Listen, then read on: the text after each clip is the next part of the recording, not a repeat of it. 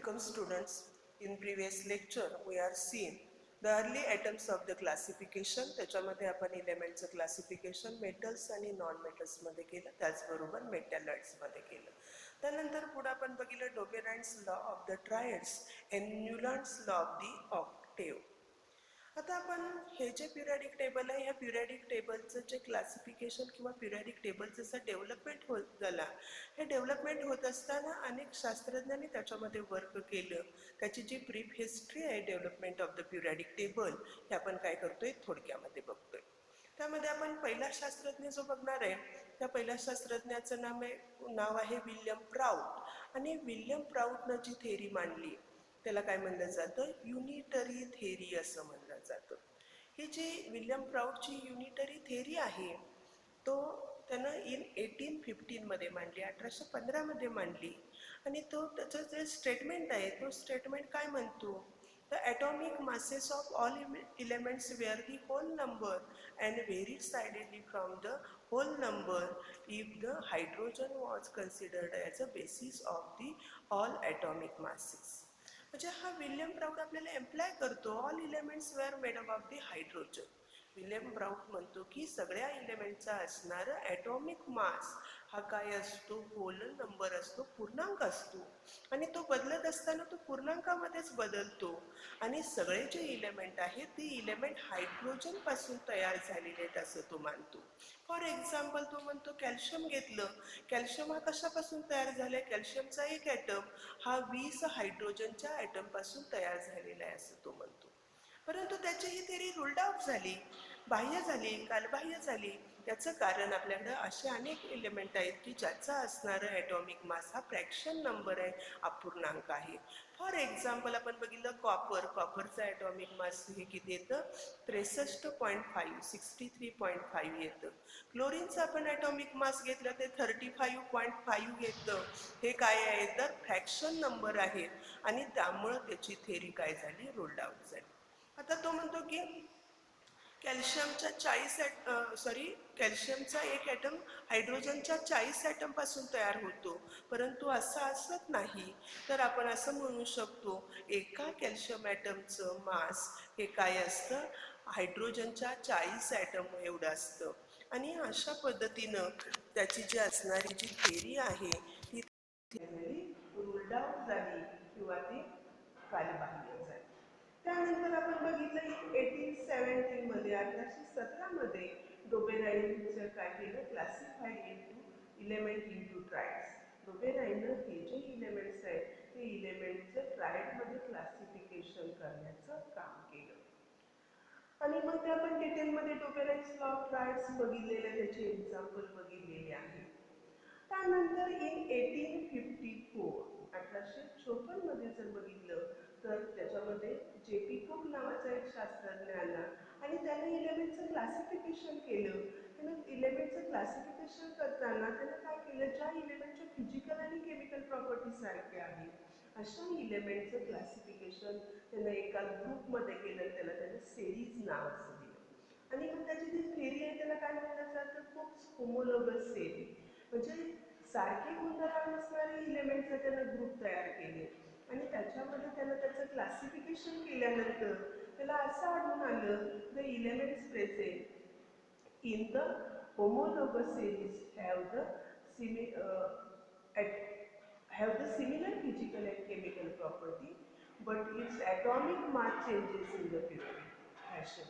म्हणजे एका विशिष्ट प्रमाणात त्या इलेमेंटचं काय होत असतं, ॲटॉमिक मास हे इन्क्रीज होतं किंवा त्याच्यामध्ये चेंजेस होतात असं जे.पी. कुकला आढळून आलं. आणि त्यानंतर पुढे जर आपण बघितलं इन 1865 1865 मध्ये काय केलं, न्यूलँड शास्त्रज्ञानं क्लासिफिकेशन केलं आणि त्यालाच आपण Newlands law of the octave म्हणतो. त्याचं सुद्धा आपण काय केलेलं आहे, पाठीमागच्या लेक्चरमध्ये डिटेलमध्ये आपण Newlands law of the octave बघितले आहे.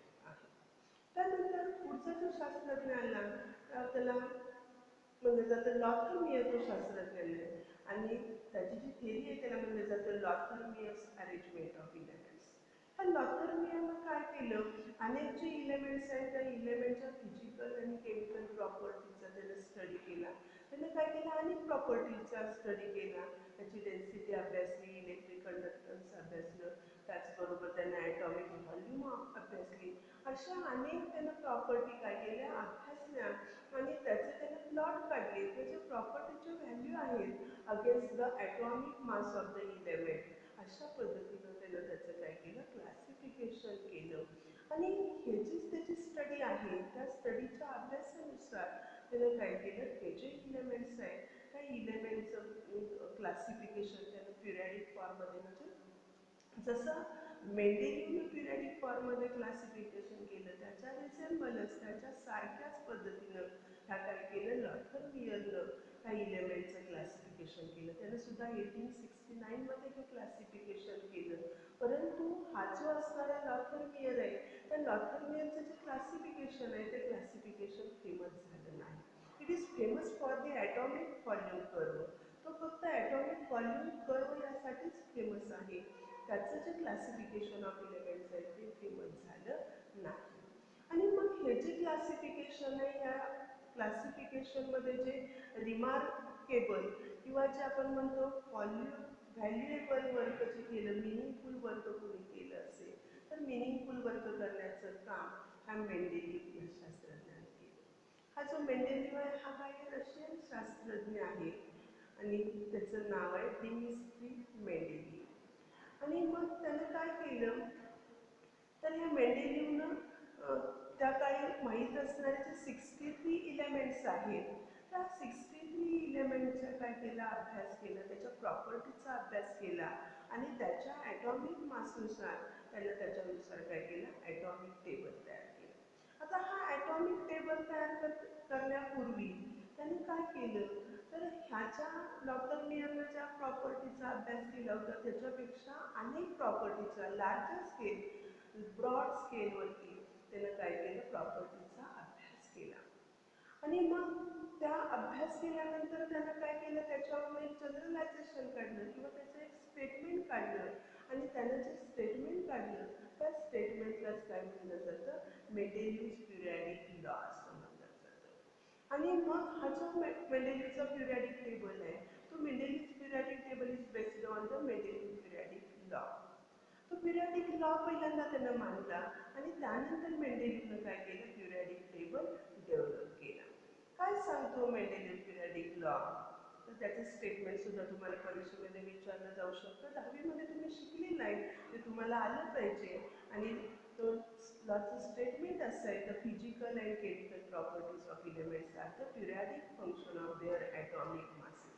म्हणजे द्रव्याचे भौतिक आणि रासायनिक गुणधर्म हे त्याच्या अणुभारांकाचे किंवा अणुवस्तुमानांकाचे आवृत्तीफल असतात असं कोण म्हणतो, मेंडेलिव्ह म्हणतो. आणि त्यामुळं त्यानुसार त्यानं काय केलं, हा जो पिरियडिक लॉ आहे त्या पिरियडिक लॉनुसार त्यानं काय केला, पिरियडिक टेबल डेव्हलप केला. आणि हा जो आपल्यासमोर दिसतोय तो काय आहे, मेंडेलिव्ह पिरियडिक टेबल आहे. आणि मग ह्या मेंडेलिव्ह पिरियडिक टेबलमध्ये त्यानं काय केलं, he arrange the element according to increasing order of their atomic mass. Atomic मासच्या इन्क्रीजिंग ऑर्डरनं त्यानं त्याच्यामध्ये इलेमेंटचं काय केलं, अरेंजमेंट केली. आता हे करत असताना त्यानं काय केलेलं आहे, तर त्याच्यामध्ये आडवे जे रकाने ज्या हॉरिझॉन्टल रोज आहेत आणि व्हर्टिकल कॉलम्समध्ये त्यानं काय केलं, ह्या इलेमेंटचं क्लासिफिकेशन केलं. आणि मग जे व्हर्टिकल कॉलम जे आपण म्हणतो त्याला आपण ग्रुप्स असं म्हणतो, मेंडेलिव्हने सुद्धा त्याला ग्रुप्स म्हटलंय. आणि मग एका ग्रुपमध्ये असणाऱ्या इलेमेंटच्या प्रॉपर्टीज सारख्याच येतील अशा पद्धतीनं त्यानं काय केलं, ह्या इलेमेंटचं क्लासिफिकेशन केलं. जरी त्यांना इन्क्रीजिंग ऑर्डर ऑफ ॲटॉमिक नंबरनुसार ॲटॉमिक मासनुसार इलेमेंटचं काय केलं होतं, क्लासिफिकेशन केलं होतं. आणि तरीसुद्धा त्यानं त्याच्या असं लक्षात आलं की बाबा एकाच ग्रुपमध्ये येणाऱ्या इलेमेंटच्या प्रॉपर्टी ह्या कशा असल्या पाहिजे, सारख्याच असल्या पाहिजेत. आणि त्यामुळं त्याचं जे मेजरमेंट आहे ॲटॉमिक वेट त्यानं इग्नोर केलं काही वेळेला. फॉर एक्झाम्पल तुम्हाला सांगता येतील, या पिरियडिक टेबलमध्ये तुम्हाला दिसेल की इथं आयोडीन आहे, त्या आयोडीनचा ॲटॉमिक नंबर 127 आहे. आणि टेलिडियम आहे त्याचा ॲटॉमिक नंबर 128 आहे. तर त्यानं 128 ॲटॉमिक नंबर असणाऱ्याला आधी स्थान दिलं आणि 127 ॲटॉमिक नंबर असणाऱ्या आयोडीनला नंतर स्थान दिलं. म्हणजे त्यानं ही जी ऑर्डर आहे ॲटॉमिक मासची ही इग्नोर केली. का इग्नोर केली? तर तुम्ही जर बघितलं 7व्या ग्रुपमध्ये जे इलेमेंट आहे फ्लोरीन, क्लोरीन, ब्रोमीन याच्या ज्या असणाऱ्या प्रॉपर्टी आहेत त्या प्रॉपर्टी सारख्याच आयोडीनच्या प्रॉपर्टी होत्या आणि म्हणून त्याला असं वाटलं की एकाच ग्रुपमध्ये येणाऱ्या इलेमेंटच्या प्रॉपर्टी सारख्याच असल्या पाहिजेत आणि त्यामुळं तिनं आयोडीनला काय केलं 7व्या ग्रुपमध्ये स्थान दिलं. त्यानं एवढं नुसतं इलेमेंटचं क्लासिफिकेशन केलं नाही तर काही इलेमेंट्सबद्दल त्यानं प्रेडिक्शन केलं. त्यानं त्याच्या पिरियडिक टेबलमध्ये काही गॅप्स ठेवले होते. तुम्हाला आता जर बघितलं ॲल्युमिनियम झाल्यानंतर एक इलेमेंट झाला की त्याच्या खाली त्यानं गॅप ठेवला होता. सिलिकॉन झाल्यानंतर एक इलेमेंट आहे त्याच्या खाली त्यानं काय केलं होतं गॅप ठेवला होता. हा गॅप त्याने कशासाठी ठेवला होता की त्या काळी त्या इलेमेंटचा शोध लागला नव्हता आणि मग त्यानं काय केलं प्रेडिक्शन केलं भाकीत केलं की इथं हे इलेमेंट असले पाहिजे आणि ते इलेमेंट असले पाहिजे एवढंच त्यानं सांगितलं नाही तर त्या इलेमेंटच्या प्रॉपर्टी काय असतील त्याचं सुद्धा त्यानं काय केलं त्याच्या प्रॉपर्टी सुद्धा त्यानं सांगितल्या आणि त्याच्यानंतर त्या इलेमेंटचा शोध लागला आणि त्यालाच आपण गॅलिलियम आणि जर्मेनियम म्हणतो. आणि मेंडेलियनने ज्या पद्धतीनं त्यांच्या प्रॉपर्टी सांगितल्या होत्या त्याच प्रॉपर्टी त्या इलेमेंटच्या आढळल्या. असं महत्त्वाचं काम हे क्लासिफिकेशनमध्ये कोणी केलं असेल तर हे मेंडेलियननं केलं. अशा पद्धतीनं हा जो त्याचा बोल्डनेस आहे त्याचं जे सक्सेस आहे त्या सक्सेसमुळं हा जो मेंडेलिव्ह आहे आणि मेंडेलिव्हचा पिरियडिक टेबल काय झाला फेमस झाला आणि मेंडेलिव्हचा पिरियडिक टेबल हा इन 1905 मध्ये पब्लिश झाला. आता त्याच्यानंतर आपण बघितलं की ह्या मेंडेलिव्हच्या पिरियडिक टेबलमध्ये काही ड्रॉबॅक आहेत आणि त्याच्यानंतर आपण बघितलं इन 1913 मध्ये हेनरी मोस्ले या इंग्लिश शास्त्रज्ञानं काय केलं त्या क्लासिफिकेशनवरती वर्क करायला सुरुवात केली. ह्या मोस्लेनं काय केलं तर मोस्लेनं जेव्हा वर्क सुरू केला तेव्हा discovery of the atomic structure atomic mass ही झालेली होती आणि जे आपण मेंडेलिव्ह पिरियडिक टेबलमध्ये जर तुम्ही बघितलं तर मेंडेलिव्ह पिरियडिक टेबलमध्ये जो प्रोटॉनचा नंबर आहे तो प्रोटॉनचा नंबर म्हणजेच काय असतो त्या इलेमेंटचा ॲटॉमिक नंबर असतो आणि ते झेड यासारखं झेड या याला काय करतो आपण नोटिफिकेशन त्यासाठी वापरतो किंवा डिनोट करत असतो झेड. झेड हा काय असतो तर आपण त्याला ॲटॉमिक नंबर म्हणतो किंवा नंबर ऑफ काय असतो प्रोटॉन्स. आणि त्यावेळेला त्याचा शोध लागला होता आणि त्याच कालावधीमध्ये काय केलं मोस्लेनं त्याचं वर्क केलं. आता मोस्लेनं जे वर्क केलं त्या वर्कमध्ये त्यानं काय केलं तर हे जे लार्ज नंबर ऑफ इलेमेंट्स आहेत त्या इलेमेंटचा त्यानं एक्सरे स्पेक्ट्रोस्कोपिक मेथड वापरली आणि एक्सरे स्पेक्ट्रोस्कोपी स्टडी त्यानं इलेमेंटचा केला आणि त्या स्टडीमध्ये त्यानं काय केलं तर जे एक्सरेची जी फ्रिक्वेन्सी आहे एक्सरे अनेक इलेमेंटमध्ये त्यानं काय केले पास केले आणि त्याची जी फ्रिक्वेन्सी आहे त्याला आपण म्यू म्हणतो आणि त्यांना under root mu against the atomic mass आणि under root mu against the atomic number असे त्यानं ग्राफ काढले आणि ह्या ग्राफमध्ये त्याला असं आढळलं की बाबा जो हा ग्राफ आहे की under root mu against the atomic number हा जो असणारा ग्राफ हा काय येतो स्ट्रेट लाईन येतो. याचाच अर्थ त्यानं असा काढला की जे मेंडेलिव्हनं वापरलेलं ॲटॉमिक मास हे जे युनिट आहे ते काही बरोबर नाही किंवा जे क्रायटेरिया वापरलाय तो क्रायटेरिया बरोबर नाही. म्हणजे मेंडेलिव्ह काय म्हणत होता the atomic mass is the fundamental property of the element परंतु मोस्टली म्हणतो की ॲटॉमिक मास ही फंडामेंटल प्रॉपर्टी असू शकत नाही कारण जे ग्राफ आला त्याला atomic mass mu versus atomic mass under root mu versus atomic mass हा ग्राफ त्याला स्ट्रेट लाईन आला नाही आणि त्याच्यावरून त्यांना असं कन्क्ल्युजन काढलं की ॲटॉमिक मासपेक्षा ॲटॉमिक नंबर हा काय आहे मोर करेक्ट मेजरमेंट आहे आणि त्यामुळं त्यानं असं सांगितलं की जे ॲटॉमिक मास आहे ते ॲटॉमिक मासपेक्षा काय केलं पाहिजे तर ॲटॉमिक नंबर हे त्याचं मेजरमेंट वापरलं पाहिजे. आणि मग तो काय म्हणतो, the atomic number is a fundamental property of the element. तो काय म्हणतो, more fundamental property of the atoms is the atomic number rather than the atomic mass. Atomic number was considered as a more fundamental property of the atoms than the atomic mass. आणि मग त्यानं काय केलं, जो मेंडेलीचा periodic law आहे तो periodic law त्यानं फक्त मॉडिफाय केला. त्याच्यामध्ये त्यानं काय केला, तर तो लॉ बदलला नाही, त्याचं फक्त त्यानं काय केलं, मॉडिफिकेशन केलं. आणि जो मॉडिफाईड लॉ आहे त्या मॉडिफाईड लॉलाच आपण काय म्हणत असतो, मॉडर्न पिरियडिक लॉ असं म्हणतो. आणि तो मॉडर्न पिरियडिक लॉचं स्टेटमेंट काय आहे, तर physical and chemical properties of elements are the periodic function of their atomic number. मूलद्रव्याचे भौतिक आणि रासायनिक गुणधर्म हे त्याच्या अणु अंकाचे अवतीफल असतात. म्हणजे तो म्हणतो की ॲटॉमिक नंबर हे मोस्ट करेक्ट आहे. म्हणजे ती काय आहे, इलेमेंटची फंडामेंटल प्रॉपर्टी किंवा ॲटमची फंडामेंटल प्रॉपर्टी काय असेल तर ते ॲटॉमिक नंबर आहे, ॲटॉमिक मास नाही.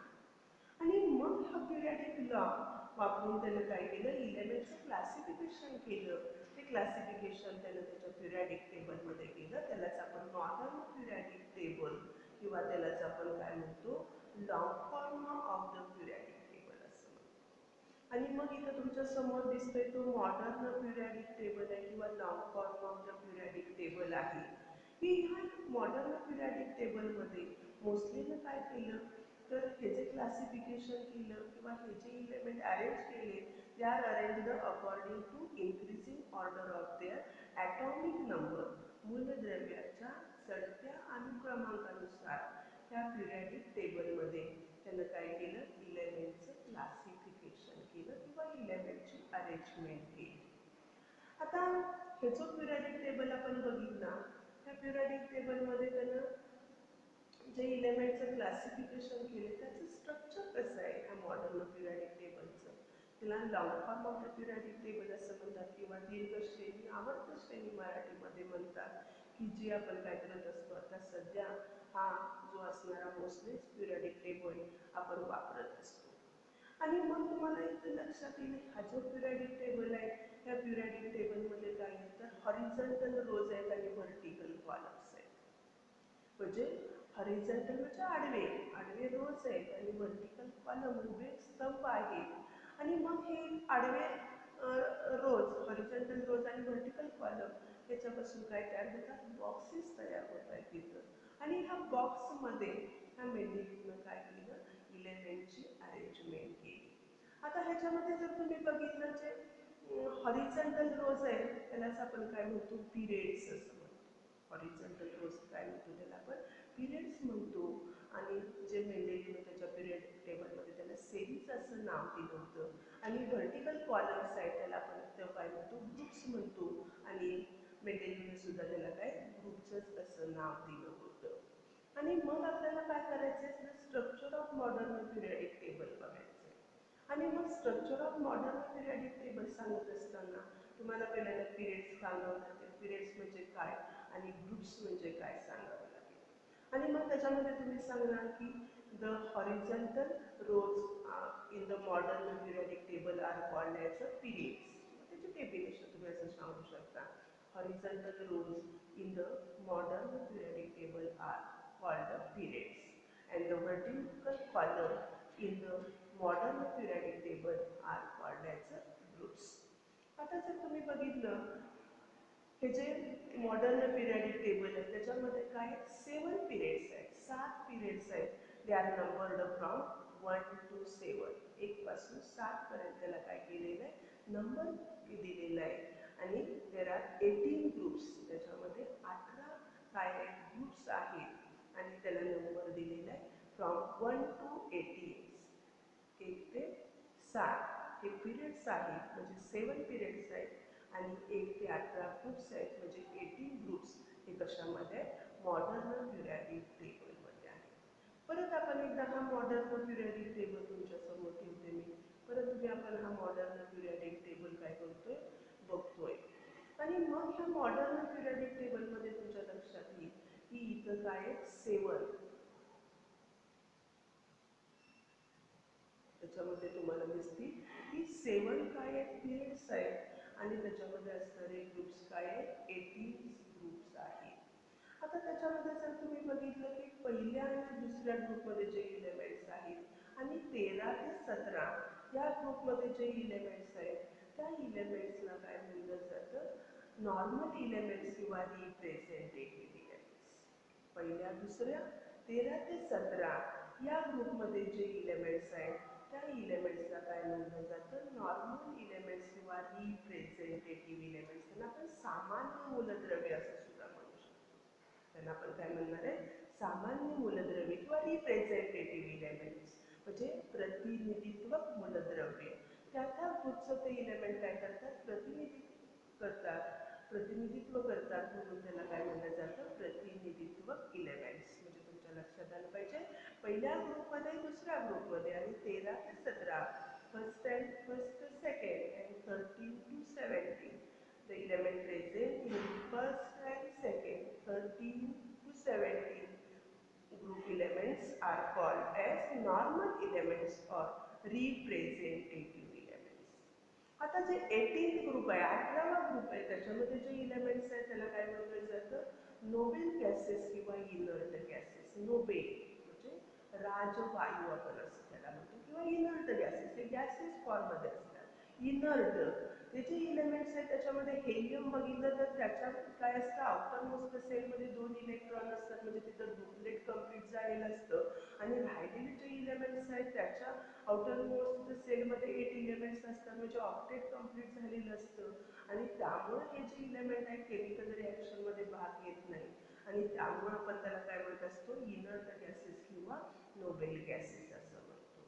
आता जे 3 ते 12 ग्रुपमध्ये जे इलेमेंट्स आहेत 3 to 12 ग्रुपमध्ये जे इलेमेंट्स आहेत त्या इलेमेंटला आपण काय म्हणत असतो ट्रान्झिशन इलेमेंट संक्रामक मूलद्रव्य.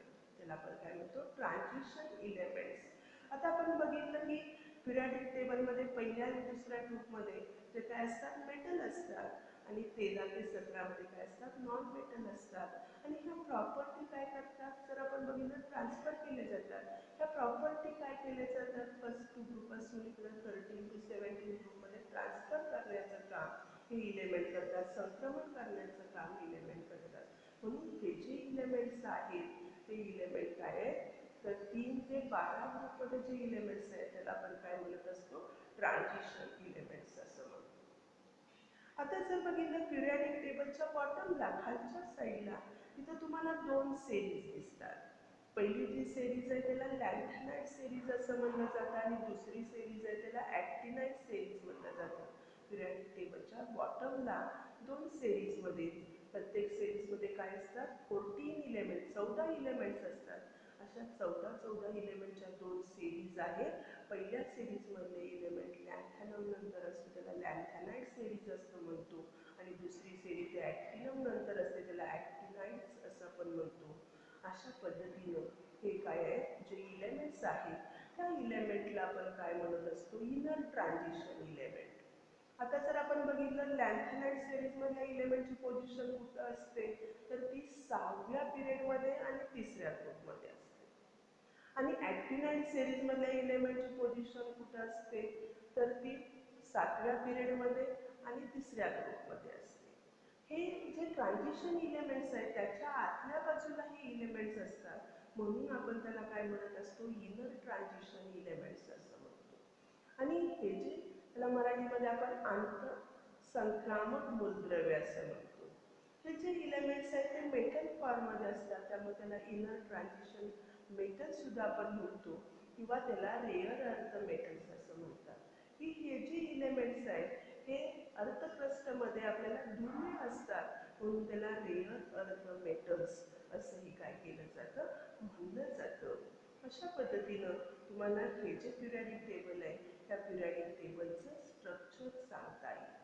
आता त्याचबरोबर हा जो पिरियडिक टेबल आहे त्या पिरियडिक टेबलचं क्लासिफिकेशन हे काय केलं जातं 4 ब्लॉकमध्ये केलं जातं.